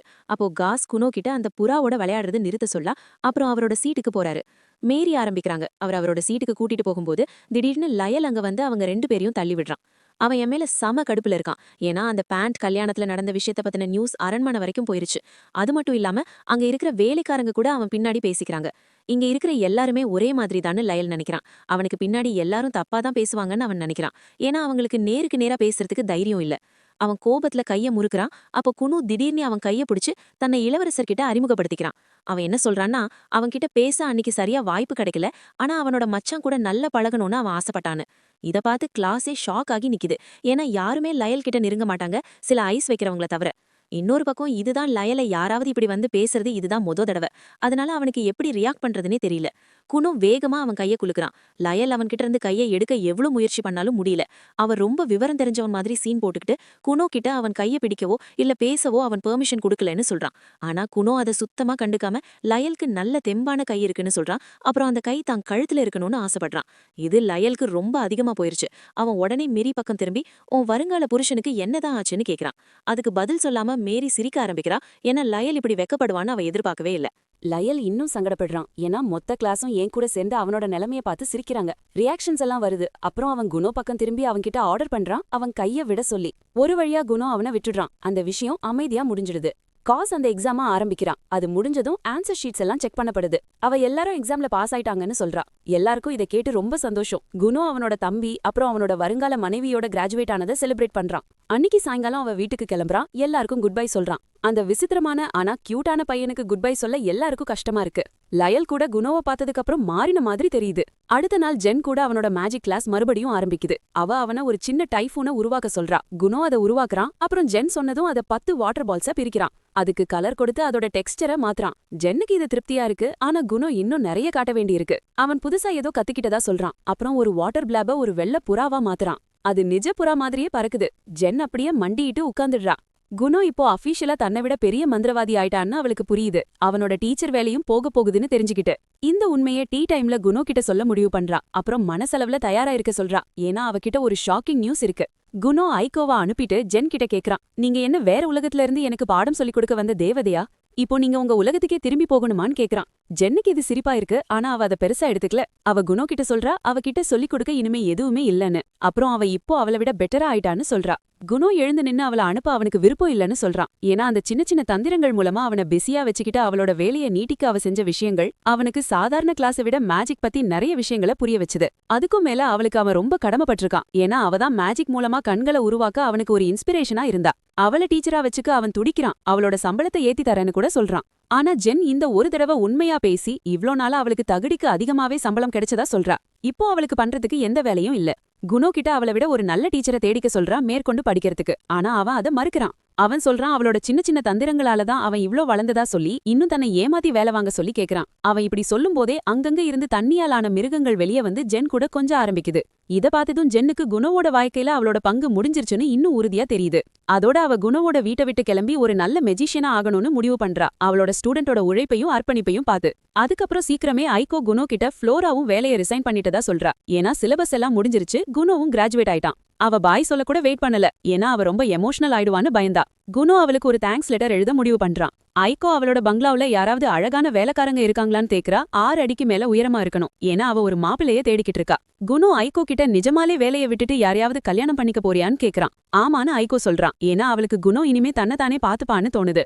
இப்போ எல்லாம் சரியா இருக்கு. அவளுக்கு கல்யாணம் பண்ண வேண்டிய நேரம் இது. ஏன்னா அதுக்கப்புறம் நல்ல வரன் கிடைக்கிறது ரொம்ப கஷ்டம். டின்னர் சாப்பிடும்போது குணோ அவங்க அப்பா அம்மா கிட்ட அவனோட எல்லா டீச்சர்ஸும் வேலையை விட்டு நின்னுட்டாங்கன்னோ ஜென் அவன்கிட்ட சொல்லிக் கொடுக்க ஒரு சூப்பரான மெஜிஷியனை தேட சொன்னதாவும் சொல்றான். இக்ஸியோ சொல்றாரு ராயல் சாசரர்ஸோ இப்ப ரொம்ப ஃபேமஸா இருக்காருனோ அவங்க அம்மா அதுக்கு சாட்சி சொல்லுவாங்கன்னு சொல்றாரு. குணோ அவங்க அப்பா கிட்ட அந்த சோவா அவனுக்கு டீச்சரா போட சொல்றான். ஆனா அது அவ்வளவு சுலபம் இல்லன்னு அவர் சொல்றாரு. ராஜ மந்திரவாதியை இங்க கூப்பிட முடியாதுன்னு அவர் தெளிவா சொல்லிடுறாரு. அப்ப குணோ அவங்க அப்பா கிட்ட ராஜாவோட பெஸ்ட் ஃப்ரெண்டா இருந்து என்ன பிரயோஜனம், இந்த சின்ன விஷயத்த கூட செய்ய முடியலன்னு கேக்குறான். குணோவோட அப்பா சொல்றாரு ராஜாவும் அவரால அனுமதிக்கப்பட்டவங்களும் மட்டும்தான் அந்த ராயல் சார்சரர்ஸ பார்க்க முடியும். அவங்க அரண்மனையை விட்டு வெளியே வர்றது அபூர்வம். சாதாரண மக்களை அவங்க பார்க்க மாட்டாங்க. குணோவுக்கு இப்போ அவரோட கஷ்டம் புரியுது. ஆனா அதுக்கு அவன் ஒரு பிளான் வச்சிருக்கான். அவன் அவங்க அப்பா கிட்ட அடுத்த முறை அவர் ராஜா கூட பேச அரண்மனைக்கு போகும்போது அவன் கூடவே வர்றதாவும் அங்க போய் தொலைஞ்சு போயிடுறதாவும் சொல்றான். அந்த ராயல் சார்சரர்ஸ் அவனை கண்டுபிடிப்பாங்க. அப்புறம் ஏதோ ஒரு சினிமாத்தனமான காரணத்தால அவங்க அவனை ஸ்டூடெண்டா சேர்த்துப்பாங்கன்னு சொல்றான். குணோவோட அப்பா அவன்கிட்ட அதிகமா ஆனிமேவும் கேட்ராமாவும் பாக்குறத நிறுத்த சொல்லி ஏன்னா நிஜ வாழ்க்கையில இதெல்லாம் நடக்காதுன்னு சொல்றாரு. அவனோட பிளான் ஒர்க் அவுட் ஆகும்னு எந்த கேரண்டியும் இல்லைன்னு சொல்றாரு. ஆனா குணோவுக்கு அவன் நினைச்சது நடக்கும்னு நம்பிக்கை இருக்கு. அவன் அவங்க அம்மா கிட்ட ஹெல்ப் கேக்குறான். அவங்களுக்கு அவன் மேல ரொம்ப பாசங்கறதால அவங்க அப்பா கிட்ட ஏதாவது பண்ணுங்கன்னு கெஞ்சுறாங்க. அந்த ஆளுக்கு பொண்டாட்டி பேச்ச தட்ட முடியாது. அதனால அவர் இந்த விஷயத்த பத்தி ராஜா கிட்ட பேசுறேன்னு ஒத்துக்கிறாரு. அவருக்கு இதுல பெரிய நம்பிக்கை இல்லனாலும் பிளான் சக்சஸ் ஆகுது. ஒரு 2 நாள் கழிச்சு ஒரு மாஸ்டர் மந்திரவாதிக்கு ஒரு ஃபைல் வருது இன்னொரு பெரிய லெவல் மந்திரவாதி கிட்ட. அவர் ஒரு கத்துக்குட்டி மந்திரவாதி இத பார்த்து ஆச்சரியப்படுறாரு. ராஜ மந்திரவாதியோட ஸ்டூடெண்டா சேர்றத பத்தி மந்திரவாதி சோக்கிட்ட. ஆனா அந்த பொண்ணு அவர்கிட்ட சொல்லுது அந்த பையன் செம டேலண்டானோ அப்புறம் இளவரசி மிரி அவ மேல பைத்தியமா காதல்ல இருக்கானோ. மாஸ்டர் அத பத்தி எல்லாம் கவலைப்படாம குணோவோட ஃபைல டீடைல்டா படிக்க ஆரம்பிக்கிறாரு. அதுவே அந்த பையன் மேல அவருக்கு ஒரு ஆர்வத்தை வர வச்சிடுது. அதுக்கப்புறம் ஒரு 2 நாள் போகுது. அப்புறம் கடைசியா குணோவுக்கு அந்த கால் வருது, அரண்மனையில வர சொல்லி ராஜமந்திரவாதி கிட்ட. அவர் ஒரு வண்டியில அவங்க அப்பா கூட ஏறுறான். அவங்க அப்பா நடந்ததெல்லாம் பார்த்து ரொம்ப சந்தோஷப்படுறாரு. குணோ சொல்றான், ராஜாவோட ஃப்ரெண்ட்ஷிப், அவங்க அப்பாவுக்கும் ராஜாவுக்கும் இருக்கிற நட்பு ரொம்ப ஆழமா போல, அதுதான் இவர் கேட்டதுக்கு ஒத்துக்கிட்டார்னு. ஆனா அவங்க அப்பா அதுக்கு பதில் சொல்றாரு, அவங்களுக்கு இந்த வாய்ப்பு கிடைச்சதுக்கு நிஜமான காரணம் ராஜமந்திரவாதிய பாக்குறதுக்கு. ஏன்னா அரண்மனையோட தலைமை மந்திரவாதிக்கு குணோ மேலையும் அவனோட திறமை மேலையும் ஆர்வம் வந்ததால அவனை பார்க்கணும்னு ஆசைப்பட்டாரு. அப்புறம் அவனோட அப்பா இப்போ அவனால என்ன மாதிரியான மேஜிக் பண்ண முடியும்னு கேக்குறாரு. உடனே குணோ ஒரு மந்திரத்தை சொல்லி ஒரு சின்ன தண்ணி பந்த உருவாக்குறான். அது டக்குன்னு ஒரு கருப்பு பூனையா மாறி அவனோட மடியில உட்காருது. இத பார்த்து அவங்க அப்பா ஆச்சரியப்பட்டு, என்னால நம்பவே முடியலன்னு, இப்படி ஒன்னு மேஜிக் மூலமா பண்ண முடியும்னு சொல்லிட்டு அந்த குட்டி பூனைய தொட ஆரம்பிக்கிறாரு. அவருக்கு அந்த பூனை மேஜிக் மாதிரியோ இல்ல தண்ணி மாதிரியோ இல்லாம இருக்கிறது ஆச்சரியமா இருக்கு. தெருவுல பிடிக்கிற மத்த சாதாரண பூனைங்க மாதிரியே அது இருந்துச்சு. குணோ அவன்கிட்ட சொல்றான், இப்பதான் அவனுக்கு அந்த விலங்கோட உருவத்தை சரியா கொண்டு வர முடியுதுன்னு. ஏன்னா அதுக்கு முன்னாடி அவனால வெறும் வெளிப்படையா தெரியிற விலங்குகளை மட்டும்தான் உருவாக்க முடிஞ்சது. ஆனா கடந்த சில தடவையா அவனால அந்த விலங்குகளோட நிறத்தை அவனுக்கு பிடிச்ச மாதிரி மாத்த முடியுது. அவங்க அப்பா அந்த பூனையோட சந்தோஷமா விளையாட ஆரம்பிக்கிறாரு. அப்போ குணோ வீட்டுக்கு நிஜமாவே ஒரு பூனை வாங்கலாமான்னு கேக்குறான். எல்லா அப்பாக்களையும் போலவே அவரும் வேணாம்னு சொல்லிட்டாரு. பூனைங்க வீட்டை ரொம்ப அசிங்கம் பண்ணிடும்னு காரணம் சொல்றாரு. அது மட்டும் இல்லாம அவர் அதுங்க மேல தடுக்கி விழுந்து அடிபட்டுக்கு வாய்ப்பு இருக்குன்னு சொல்றாரு. அதுக்கும் மேல அதெல்லாம் சரி, குணவோட அம்மாவுக்கு நாய்களை தான் பிடிக்கும்னு அவன் சொல்றான். அதனால அவனுக்கு வேற மிருகம் வேணும்னு கேட்க வழியே இல்ல. சீக்கிரமே அவங்க தலைநகரத்துக்குள்ள நுழையறாங்க. அங்க அவங்கள உடனே வரவேற்கிறாங்க. ரேன்னு பேருள்ள ஒரு வெள்ளி நிற முடிகொண்ட பொண்ணு. அவ அந்த நாட்டோட 2வது இளவரசி, மேரியோட அக்கா. குணோ அவள அன்பா வரவேற்று தான் இவ்வளவு அழகான ஒரு பொண்ணு அண்ணியா கிடைச்சதுக்கு ரொம்ப கொடுத்து வச்சவன்னு சொல்றான். அவனோட அப்பா தன் பையன் இப்படி வழியிறானேன்னு யோசிக்கிறாரு. ஆனா அதை அப்புறம் பாத்துக்கலாம்னு முடிவு பண்றாரு. ரே சிரிச்சுக்கிட்டே தான் குணோவை பத்தி நிறைய கேள்விப்பட்டதா சொல்றா. தங்கச்சி அவன்கிட்ட ஒரு ரொம்ப நேரம் பேசணும்னு ஆசைப்படுறா. அவ ஒரு பூனைய பாத்துட்டு அந்த பூனைக்கு ஏதாச்சும் ஸ்பெஷல் சாப்பாடு வேணுமான்னு கேக்குறா. ஆனா குணோவோட அப்பா அந்த பூனைய திரும்ப தரையில வச்சதும் குணோ அவனோட மந்திரத்தை நிறுத்திடுறான். அப்புறம் அந்த பூனை மறுபடியும் வெறும் ஒரு தண்ணி குட்டையா மாறிடுது. குணோ தான் நினைச்சதை விட ரொம்ப திறமையானவன்னு ரே புரிஞ்சுக்கிறா. அவனோட அப்பாவுக்கு அந்த பூனைக்கு பேர் வைக்க முடியலையேன்னு வருத்தமாயிருக்கு.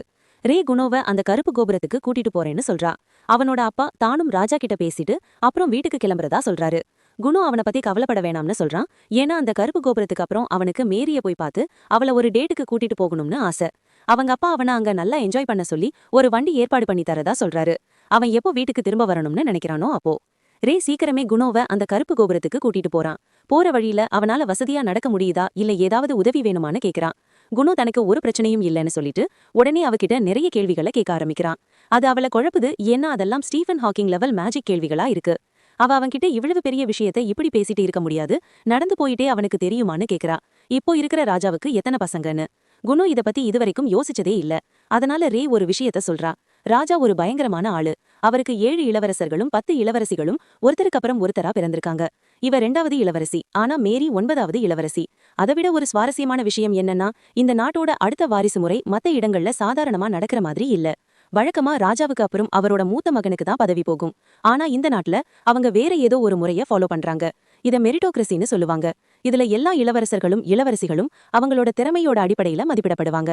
அவங்களோட தகுதிகள் ஒவ்வொருத்தருக்கும் திறமைக்கும் அவங்க காட்டுற ஈடுபாட்டுக்கும் ஏத்த மாதிரி மாறுபடும். இதோட அர்த்தம் என்னன்னா, கடைசி இளவரசருக்கும் இல்லனா இளவரசிக்கும் ஜெயிக்க சமமான வாய்ப்பிருக்கு. வயசு ஒரு தடையே இல்ல. அவ அவன்கிட்ட இன்னொன்னும் சொல்றா. அவளே அரியணை ஏறுற உரிமையை ஏற்கனவே விட்டு கொடுத்துட்டா. ஏன்னா அவ ஒரு மேஜ் ஆகணும்னு முடிவு பண்ணிட்டா.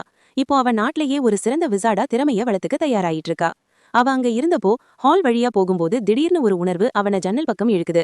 அங்க அவன் சும்மா ஒரு இருட்டான கோபுரம் இருக்கிற திசைய பாக்குறான். அங்க இருந்து வித்தியாசமான பல மந்திர உயிரினங்களை உணர முடியுது. சீக்கிரமே ரிஷா அவன்கிட்ட ஒரு முக்கியமான விஷயத்த சொல்றா. ஏன்னா அவ தேவையில்லாம இந்த வாரிசு போட்டியில இழுக்கப்பட சின்ன வாய்ப்பு இருக்குன்னு அவன் நினைக்கிறா. அதனால அவன்கிட்ட எந்த ஒரு குரூப் கூடயும் சேர வேணாம்னு சொல்றா. அவன் ஒரு முடிவுக்கு வர்ற வரைக்கும் அதோட எதையும் பேச வேணாம்னு சொல்றா. ஏன்னா அது அவனுக்கு எதிரா பயன்படுத்தப்பட்டு அவனை கெட்டவனா காட்டிடும். இதுக்கு பதிலா முக்கியமான விஷயங்களை தெரிஞ்சுக்கிட்ட குணம் பதிலுக்கு அவளுக்கு அவனோட ஒரு ஸ்பெஷல் மேஜிக் வித்தைய காட்ட முடிவு பண்றான். அதுல அவன் ஷூக்கு அடியில இருக்கிற தண்ணிய உறைய வச்சு மெல்லிய ஐஸ் கட்டியா மாத்துறான். இது அவங்களுக்கு ஐஸ் ஸ்கேட்டிங் பண்ண உதவியா இருக்கும். அவளுக்கு இந்த ஐடியா ரொம்ப பிடிச்சு போச்சு. உடனே அவன்கிட்ட ஒரு வாட்டி முயற்சி பண்ணி பாக்குறேன்னு சொல்றா. குணோவும் டக்குன்னு அவளுக்கும் அந்த மேஜிக்க பண்றான். அப்புறம் 2 பேரும் அந்த இடத்துல இருக்கிற பாதையில தாழ்வாரங்கள்ல ஜாலியா ஸ்கேட்டிங் பண்ண ஆரம்பிக்கிறாங்க. அப்போ காவலாளிகள் அவங்கள துரத்த முயற்சி பண்றாங்க. ஏன்னா ரேக்கு எதுவும் ஆடிடக்கூடாதுன்னு அவங்க நினைக்கிறாங்க. துரதிருஷ்டவசமா ரேயும் குணோவும் காவலாளிகளை விட ரொம்ப வேகமா போயிடுறாங்க. அவங்க கிட்ட இருந்து தப்பிச்சிட்டாங்க. ஆனா அவங்க அதிர்ஷ்டம் சீக்கிரமே முடிஞ்சு போச்சு. ஒரு போர் வீரன் அவங்க 2 பேரையும் பார்த்துட்டான். உடனே துரத்த ஆரம்பிச்சான். குணோ கேக்குறான் நாம நிறுத்தணுமான்னு. ஆனா ரேக்கு இது ரொம்ப ஜாலியா இருந்துச்சு, அதனால அவ அந்த போர் வீரனை விட வேகமா ஓடிடலாம்னு சொன்னா. ஆனா அங்கதான் அவங்க தப்பு பண்ணிட்டாங்க. ஏன்னா அந்த போர் வீரன் அவங்கள பிடிச்சு தோட்டத்துக்கு வெளியே கூட்டிட்டு போய் நல்லா திட்டுறான். அப்புறம் அவங்கள அந்த கோபுரத்துக்கு கூட்டிட்டு போறாங்க. அங்க சீக்கிரமே அந்த ராஜ்யத்தோட தலைமை மந்திரவாதி கிட்ட அறிமுகப்படுத்துறாங்க. குனு அவரோட கம்பீரத்தை பார்த்து அடக்கமாயிட்டான். உலகம் எவ்வளவு பெருசுன்னு அவனுக்கு புரியுது. இதுக்கு முன்னாடி அவன் ரேயோட மேஜிக் நல்லாதான் இருந்துச்சு. ஆனா அதோட ஒப்பிடும்போது அதையும் தாண்டி ஒரு முழுக்க முழுக்க வேற லெவல்ல இருக்கிற மாதிரி தெரியுது. உடனே அவன்கிட்ட அவன் பிறக்கும்போதே வாட்டர் கிறிஸ்டோட பிறந்தானான்னு கேக்குறான். அதுக்கு குனோ ஆமான்னு சொல்லிட்டு தனக்கு இந்த கிறிஸ்டுகளை பத்தி பெருசா எதுவும் தெரியாதுன்னு சொல்றான். அதுக்கு மேஜிக்கல்ல 7 விதமான கிறிஸ்டுகள் இருக்கணும். அது அவங்களோட மேஜிக் சக்திகளான நெருப்பு, தண்ணி, பூமி, காத்து, வெளிச்சம், இருட்டு, அப்புறம் பறவை சம்பந்தப்பட்டதுன்னு விளக்குறான். அதோட ஒவ்வொரு கிறிஸ்டுக்கும் 1லிருந்து 5 வரைக்கும் ஸ்டார் ரேங்க் இருக்கு. அதனால குனோவோட 2 ஸ்டாருங்கிறது ஓரளவுக்கு சாதாரணமா நடக்கிறது தான். ரே அதுக்கு பதில் சொல்றா, அவ ஒரு 2 ஸ்டார் கிரெஸ்ட் விண்ட் மேஜ்னு. குனோ உடனே அதை புரிஞ்சுக்கிட்டு இப்படி சொல்றான். அவனால அதை உடனே உணர முடியுது. அவனும் ரேயும் அமெரிக்கன் ப்ராசஸ்ட் சீஸ் மாதிரி. ஆனா இது ஒரு ஆர்டிசனல் ஏஜ்ட் பார்மசன் வீல் மாதிரி இருக்கு. அதுக்கு சரின்னு சொல்லிட்டு இந்த விளக்கம் நல்லா இருக்குன்னு சொல்லிட்டு தான் ஒரு 4 ஸ்டார்னு சொல்றான். அதுக்கப்புறம் உடனே அவங்க எல்லாரையும் கீழே இருக்கிற ட்ரைனிங் கிரவுண்டுக்கு கூட்டிட்டு போய் குனோ கிட்ட அவனோட மேஜிக்கல் திறமைய சோதிக்க கொஞ்சம் டெஸ்ட் பண்ண போறதா சொல்றான். குனோவுக்கு கொஞ்சம் பயம் வந்துடுச்சு. ஒரு ராயல் மேஜ் தன்னை சோதிக்க போறாரான்னு யோசிக்கிறான். அவன் பாஸ் பண்ணிட்டா அவனுக்கு டியூட்டரா இருக்க தயார். ஆனா அவனுக்கு இதையெல்லாம் யோசிச்சு பார்க்க அதிக நேரம் கிடைக்கல. உடனே அவர் ஒரு சீனியர் ஸ்டூடெண்ட்ட கூப்பிடுறாரு. அவரும் ஒரு ராயல் மேஜ் தான். அவரோட வாட்டர் மேஜிக்க செஞ்சு காட்ட சொல்றாரு. அந்த மேஜ் மந்திரத்தை சொல்லவும் உடனே காத்துல நிறைய மேஜிக்கல் தண்ணி துளிகள் தோன்றி ஒரு அழகான கோலத்தை உருவாக்குது. அப்போ அவர் குனோ பக்கம் திரும்பி அந்த பையனோட மேஜிக்க அவனோட மேஜிக்கால ஜெயிக்க சொல்றாரு. அப்போ அவன் அவன்கிட்ட சொன்னதை நினைச்சு பாக்குறான். தண்ணிய உருவாக்குறது மட்டும் இல்லாம ஏற்கனவே இருக்கிற தண்ணியையும் கட்டுப்படுத்த முடியும். சுத்தி இருக்கிற இடத்துல இருக்கு. இதுவரைக்கும் இது அவருக்கு ஒரு பிரச்சனையா இருந்ததே இல்ல. ஆனா அவர் நிஜமாவே அந்த கட்டுப்பாட்டை எடுக்க இன்னொரு மேஜ் உருவாக்குன தண்ணி மேல முயற்சி பண்ணல. ஒரு விஷயத்த ரொம்ப சுலபமா ஒரு அசைன்மெண்ட் கொடுத்துட்டார்னு அவரோ இல்ல ஜென்னோ யோசிச்சு கூட பார்க்கல. அப்புறம் இப்போ அவர் இத அப்போதைக்கு அப்பவே சமாளிக்கணும். அவர் இத ஒரு வாட்டி முயற்சி பண்ணலாம்னு உடனே அந்த கட்டுப்பாட்டை பறிக்க அந்த நரைச்ச முடி மேஜ் கிட்ட இருந்து முயற்சி பண்றாரு. முதல்ல இது வேலை செய்யும்னு அவர் நினைச்சாரு. ஆனா தண்ணி துளிகள் எதிர்க்க ஆரம்பிச்சதும் அவருக்கு ஒரு தடை வருது. ஏன்னா அந்த மேஜ் அந்த தண்ணி துளிகளை அவரோட மேஜிக் மூலமா அவரோட கட்டுப்பாட்டில் வச்சிருக்காரு. ரொம்ப சுலபமா. ரொம்ப என்ன நடக்க போகுதுன்னு ஆர்வமா பாக்குறான். ஆனா குனோ அவ்வளவு சீக்கிரம் தோத்து போற ஆள் இல்ல. அதனால தன்னோட முழு பலத்தையும் பயன்படுத்தி கட்டுப்பாட்டுக்குள்ள கொண்டு வர முயற்சி பண்றான். எல்லாரும் ஆச்சரியப்படுற மாதிரி குனோ அந்த 2 தண்ணீர் பந்துகளை போராடி அந்த திறமையான மேஜ் கிட்ட இருந்து பறிக்கிறான். அப்புறம் 2 பேரும் நிறுத்திக்கிறாங்க. குனோ மூச்சு வாங்கிக்கிட்டே முட்டி போட்டு உட்கார்ந்துடுறான். அப்போ அந்த நரைச்ச முடி மேஜ் உண்மையாவே பதில் சொல்றான். தான் நினைச்சு கூட பார்க்கல ஒரு சின்ன பையன் 2 தண்ணீர் பந்துகளை பறிப்பான்னு. அப்புறம் அவன் பக்கம் திரும்பி தான் ஏத்துக்க தயாரா இருக்கிறதா சொல்றான். அந்த பையனை அவரோட சீடனா ஏத்துக்கிறாரு.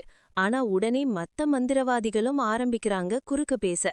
அவங்களுமே கூட குனோவ அவங்க சீடனா வச்சுக்க ஆசைப்படுறதா சொல்றாங்க. அவர் எல்லாரையும் வாய மூட சொல்றாரு. ஏன்னா அவருக்கு குனோவால வேற என்னவெல்லாம் பண்ண முடியும்னு பார்க்கணும். அப்புறம் அவன் யோசிச்சு ஏதாவது ஒன்ன உருவாக்க சொல்றாரு. குனோவும் உடனே அவனோட நீர் மந்திரத்தை வச்சு ஒரு டிராம்போலினை உருவாக்குறான். உடனே அது மேல குதிச்சு விளையாட ஆரம்பிக்கிறான். அவனுக்கு அது ரொம்ப ஜாலியா இருக்கு. மத்த மந்திரவாதிகளும் வரிசையில நிக்கிறாங்க. ஏன்னா அவங்களுக்கும் அதை ஒரு வாட்டி செஞ்சு பார்க்கணும். அது எப்படி வேலை செய்யுதுன்னு புரிஞ்சுக்கிட்டு அவங்களாலையும் அதை திரும்ப உருவாக்க முடியுமான்னு பார்க்க நினைக்கிறாங்க. ஆனா என்ன சொல்றாருன்னா குனோவ அன்னைக்கு ராத்திரி கோட்டையிலேயே தங்க சொல்றாங்க. அப்பதான் அவரால வேற என்னென்ன விஷயங்கள் பண்ண முடியும்னு பார்க்க முடியும். அதுக்கு குனோ தனக்கு மேரியோட இன்னைக்கு டேட் இருக்கு, அதனால அவளை வெளியே கூட்டிட்டு போய் டின்னர் கொடுக்கணும்னு சொல்றான். ரே அவன்கிட்ட தாங்க மேஜிக்க பயன்படுத்தி தான் மேரி இடத்துக்கு போகணும், இல்லனா லேட் ஆகிடும்னு சொல்றா. அதனால அவங்க ஒரு சின்ன எக்ஸ்பெரிமெண்ட் பண்ணி ஒரு வாட்டர் பபிள உருவாட்டுறான். ரே அவளோட காத்து மேஜிக்க வச்சு அவங்கள முன்னாடி தள்ளுறா. அப்படியே அலாவுதீனோட மேஜிக் கார்பெட் மாதிரி அவங்க வானத்துல பறந்து போய் மேரியோட ரூமுக்கு பக்கத்துல சீக்கிரமாவே போயிட்டாங்க. ஆனா துரதிருஷ்டவசமா ரே மேஜிக்க மெதுவா குறைக்க மறந்துட்டு அத மொத்தமா ஆஃப் பண்ணிட்டா. அதனால அவங்க கீழே விழறாங்க. அப்போ நைட் டேரியோ அவங்கள பிடிச்சிடுறாரு. இன்னைக்கு இது 3வது தடவை. அவருக்கு செம கடுப்பாகி மறுபடியும் அவங்களுக்கு ஒரு பெரிய லெக்சர் கொடுக்கறாரு. மேரி அவளோட பிரின்ஸுக்காக ட்ரெஸ் பண்ணிட்டு வெயிட் பண்றா. ஆனா இதோட இந்த வீடியோ முடியுது. மறக்காம லைக் பண்ணுங்க, அப்புறம் சேனலுக்கு சப்ஸ்கிரைப் பண்ணுங்க. பார்த்ததுக்கு நன்றி. அடுத்த தடவை உங்களை பார்க்கறேன்.